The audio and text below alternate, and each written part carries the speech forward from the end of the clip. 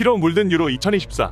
서로를 향해 닥치는 대로 의자를 던지고 심지어 식탁까지 집어 던집니다. 유리까지 깨지며 식당은 난장판이 됐지만 충돌은 멈추지 않습니다. 경찰이 투입됐지만 싸움은 더 거칠어집니다. 16일 독일에서 열린 유로 2024. 잉글랜드와 세르비아의 조별리그 첫 경기를 앞두고 훌리건으로 악명 높은 양측의 극성 팬들이 충돌했습니다. 경찰은 세르비아 팬 7명과 잉글랜드 팬 1명 등 모두 8명을 체포했습니다. 난투극엔 세르비아 대통령의 아들 다닐로 부치치도 가담했다고 독일 언론들은 보도했습니다. 폭력 사태는 이게 끝이 아니었습니다. 폴란드와 경기가 예정된 네덜란드 팬들이 함부르크 거리를 행진하는 가운데 한 남성이 소동을 일으켰습니다. 왼손엔 화염병을 오른손엔 곡괭이를 쥐고 경찰과 대치하는 한 남자. 출동한 경찰들이 총기와 후추 스프레이까지 동원했지만 이 남성을 막지는 못했습니다. 급기야 뒤쪽에 있는 사람들을 향해 돌진하는데요. 결국 경찰이 쏜 실탄에 다리를 맞고서야 제압됐습니다.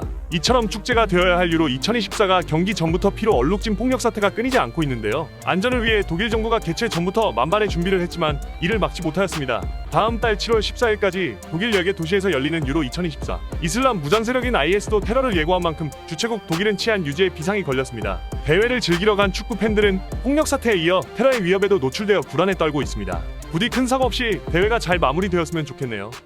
여자 피겨 국가대표 성추행 파문.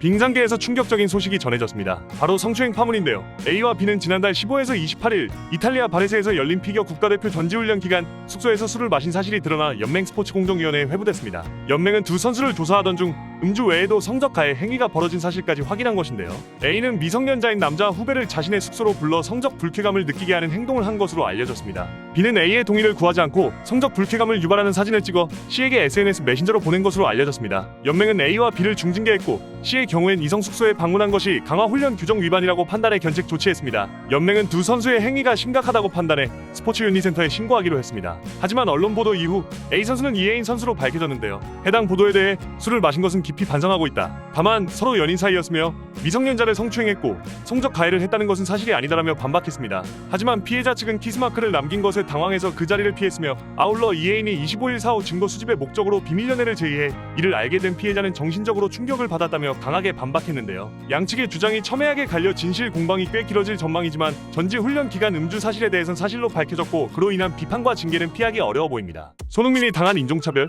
손흥민 선수가 팀 동료 벤탄쿠르에게 인종차별을 당했습니다. 지난 15일 자국 우루과이 방송에 출연한 벤탄쿠르는 진행자가 손흥민 유니폼을 요청하자 그들은 다 똑같이 생겼다. 사촌 유니폼을 가져다줘도 모를 것. 이라며 인종차별적 발언을 했습니다. 본인은 손흥민과 친하기에 별 생각 없이 한 발언이었다고 말했지만 크게 논란이 되었습니다. 인종차별 논란이 제기되자 그는 자신의 인스타그램 스토리에 사과문을 올렸습니다만 진정성이 보이지 않았는데요. 24시간이면 삭제되는 인스타그램 스토리를 이용했고 소니의 철자를 틀리게 적었습니다. 이후 토트넘은 별다른 입장을 발표하지 않았고 20일 손흥민 선수가 직접 수습에 나섰습니다. 벤탄쿠르와 이야기를 나눴다. 그는 실수를 인정하고 사과했다. 그는 결코 의도하지 않았고 우리는 형제이며 변한 것은 없다. 라고 밝히며 벤탄쿠르의 실수를 감싸줬는데요. 이에 토트넘 측에서도 손흥민을 전적으로 지지하며 어떠한 차별도 용납하지 않고 모든 선수를 대상으로 다양성과 평등에 대해 추가 교육하겠다고 뒤늦게 입장을 전했습니다.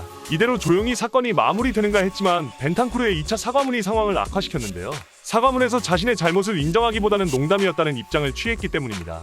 사과문을 접한 팬들은 조용히 사과만 했어야 했다며 벤탄쿠르를 비난했습니다. 다소 중립적인 태도를 취하던 팬들마저도 이번 발언으로 돌아서게 되었습니다. 한편 영국 축구협회 FA는 인종차별 발언을 내뱉은 벤탄쿠르에 대한 조사를 시작했습니다. FA가 인종차별에 해당하는 발언이라고 최종 결정을 내린다면 출장 정지 및 벌금 징계를 받을 수 있습니다. 오래전부터 인종차별을 당해온 손흥민 선수에게 앞으로는 이런 일이 일어나지 않길 바라봅니다. 14년 만에 벤치 클리어링. KBO에서 14년 만에 경기 후 벤치 클리어링이 일어났습니다. 하나와 KT의 경기 11대2 하나가 큰 점수차로 앞선 상황에서 하나의 박상원 선수가 등판했습니다.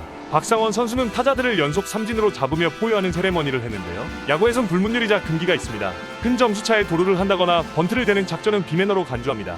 박상원 선수의 세레머니도 비슷한 맥락으로 작용했는데요. 박상원 선수의 세레머니에 KT 선수들은 화를 냈고 하나의 류현진 선수가 중재하는 듯한 제스처를 취하며 상황이 일단락되는 듯 했습니다. 하지만 이날 경기가 끝난 뒤 상황이 벌어졌습니다. 황재균 선수가 박상원 선수를 부르는 제스처를 취했는데 갑작스럽게 감정이 격해졌고 주변 선수들이 그를 말리면서 벤치 클리어링이 벌어진 것인데요. 동시에 KT의 장성우 선수 또한 흥분을 감추지 못하고 박상원 선수를 계속 주시하며 하나 선수단에 노골적으로 분노를 표출했습니다. 양팀 감독과 고참들이 중재를 나서면서 난투극으로까지 번지진 않았습니다. 이후 하나의 김경문 감독은 점수차가 많이 났을 땐 오해를 살 수 있는 행동을 서로 하지 않아야 한다. 박상원이 일부러 한 것은 아니지만 KT 측에서 충분히 오해를 가질 만한 상황이라고 밝혔습니다. 박상원 선수는 벤치 클리어링 이후 KT 선수단을 찾아가 사과를 하며 잘 마무리했다고 하는데요. 팬들은 불필요한 세레머니였고 비매너였다와 KT 선수단이 과도하게 반응했다라는 반응으로 나뉘고 있습니다. 여러분은 어떻게 생각하시나요? 6월의 스포츠 소식 어떻게 보셨나요? 7월에는 어떤 소식이 있을까 기대하며 지금까지 당신이 모를 수도 있는 스포츠 소식 월간 모아였습니다.